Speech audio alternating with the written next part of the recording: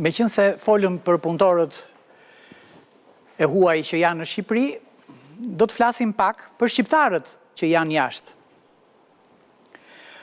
A e keni vënë re se çfarë u ndodh shqiptarëve jashtë Shqipërisë?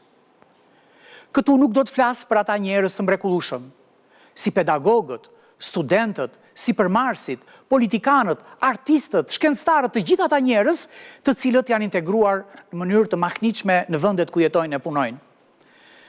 Unë do të flas për një rast tjetër, sepse Schopenhaueri na mëson që në jetë të mos kërkojmë lumturinë, por të kërkojmë shmangjen e dhimbjes, sepse është dhimbja ajo që dëmton rëndjetën njerëzore. A e keni vënë re se si shqiptarët jashtë arrestohen me na 20 e me na 30?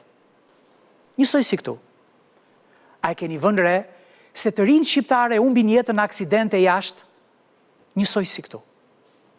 A e keni vënë re se ka dhunë në familje jashtë ndër shqiptarët? Njësoj si këtu. A e keni vënë re se disa njerëz e humbin jetën në punë e sipër? Njësoj si këtu. E pra, nëse nuk e keni vënë re, ka ardhur koha që ta vini re. Dhe dua t'ju them një gjë që ta mbani vëth jo në vesh, por në hund. Nëse nuk e zgjidhim këtu lëmshin që kemi krijuar vetë, si këtu, si atje, njësoj do vuajmë. Faleminderit, natën e mirë dhe miru takofshim javës tjetër.